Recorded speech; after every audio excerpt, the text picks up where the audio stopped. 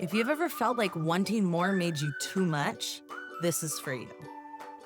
You've probably heard it or felt it. It's that whisper that says, if you need more, maybe something's wrong with you. There's nothing wrong with you, I promise. We've been told that good love is neat, it's exclusive, it's contained. But what if your desires, you're like longing for more connection, more honesty, more you, authentically you? What if those aren't a problem to fix, but a truth for you to follow?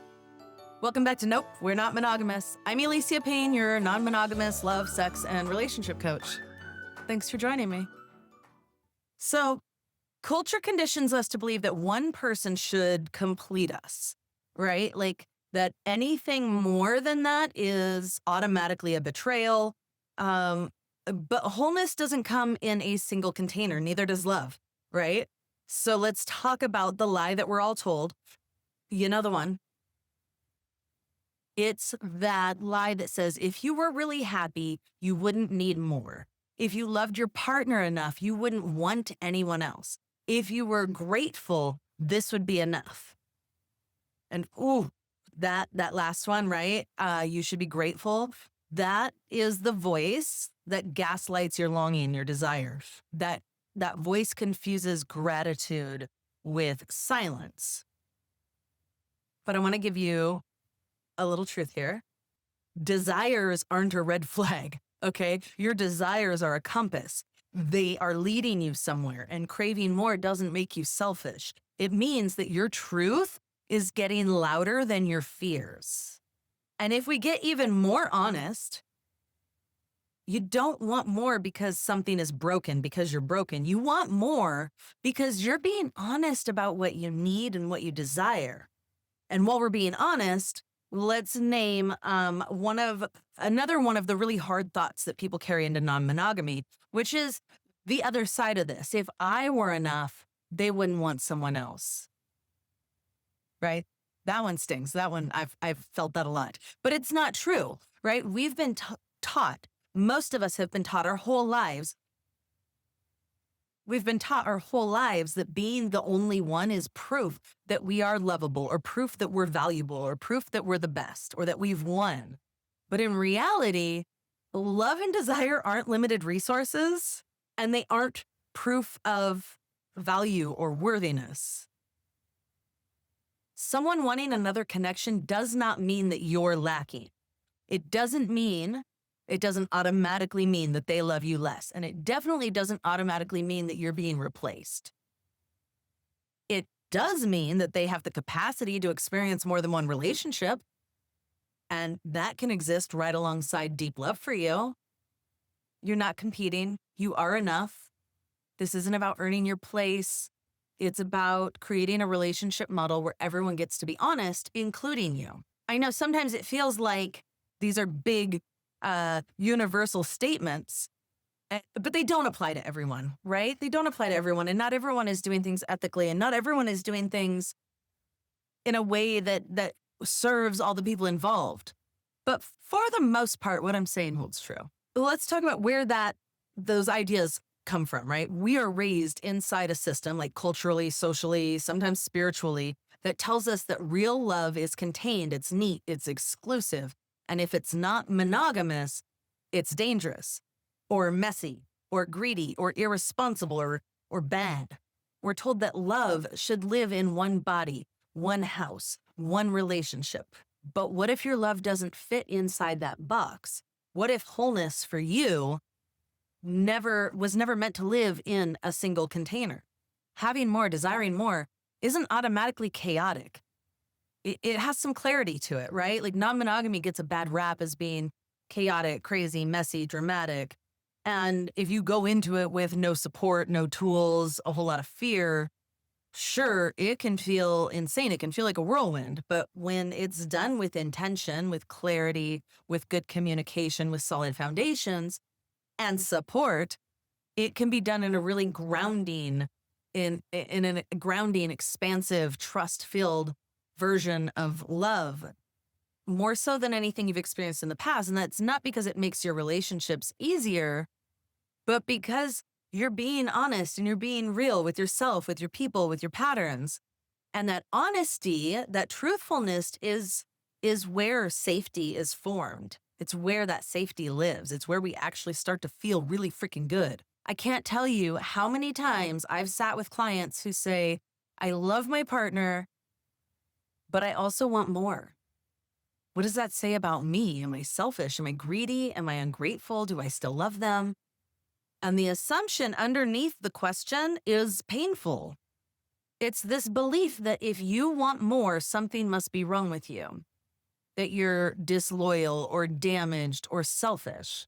But the truth is that you are not any of those things, probably, or maybe you're a little bit of those things, but not because of this, right? Really, you're just questioning a system that told you that your needs weren't allowed, your desires are not okay, and there's a massive difference between choosing monogamy because it genuinely fits you and performing monogamy because you're afraid of what it would mean to want something else.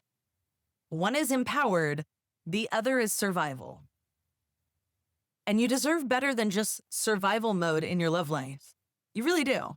So what does enough in quotations mean to you, right? This is actually a real important part of the work. What does enough mean to you? Not what your parents believed, not what your friends think is healthy, not what a therapist once suggested when they didn't understand your relationship structure. What is your version of enough? Is it one person who sees your full truth without needing you to shrink or translate? Is it a polycule that allows you to be loved in multiple dimensions in different ways instead of squeezing all your needs into one connection or into one box, one container? Is it emotional intimacy that doesn't require physical exclusivity? Is it spaciousness with trust or deep devotion without control? Is it swinging? Is it friends with benefits? Is it BDSM, even though you have a partner who has zero interest in kink?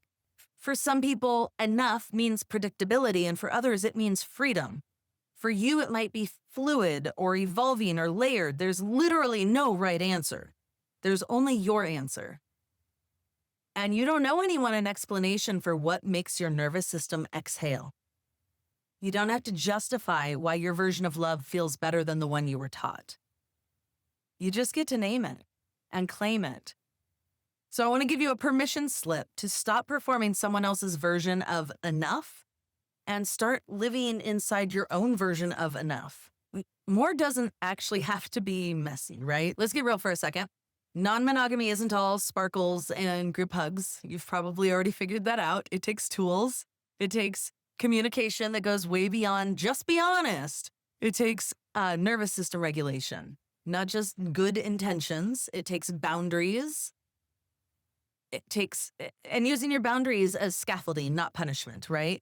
It takes a hell of a lot of self-awareness. You don't stumble into healthy non-monogamy by accident. You build it and you practice it and you mess up and you try again and you have conversations about it and you see what works and what doesn't. But the part that a lot of people miss is when it's built with care and with clarity and mutual responsibility, it's not that messy, actually. It's pretty liberating. It's not just like a constant state of jealousy management or emotional chaos or processing all night long. It's really like an invitation to show up more fully as yourself in all of your relationships, including the relationship you have with yourself. When you can ground it in truth and honesty and trust and have the tools, non-monogamy can feel really expansive and affirming and safe. And that's not because it's easy, but because it's real, it's authentic, it feels appropriate. And honestly, that's worth everything, right? That's worth so freaking much. It's so valuable to be able to walk through the world as yourself, as who you really are. Non-monogamy done with care can actually deepen love rather than dilute it, right? It helps you stop outsourcing your worth to someone else's exclusivity. It gives you the space to hear your own truths louder than your fear. It invites you to love without possession, to trust without surveillance, to stay connected without collapsing your identity into someone else's, without becoming codependent. And it helps you grow your own self-trust because instead of trying to get approval, you are showing up as your full self. And you learn over time that you can hold more than one truth. You contain multitudes. You can feel desire and devotion at the same time. You can love someone deeply and still want other kinds of connection. And when you stop trying to control love, you start creating space for it. And something really crazy happens there.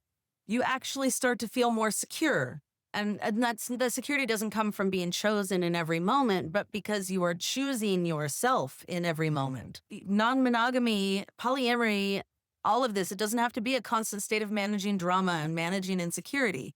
You don't have to feel like you're walking a tightrope of emotional labor just to survive the week. If you've been carrying around the fear that wanting more makes you selfish, or if you've been stuck in a spiral of thinking, if I were enough, they wouldn't need anyone else, then this is your permission slip. I'm giving you permission to lay that story down. Not because it's going to magically disappear overnight tonight. It's not.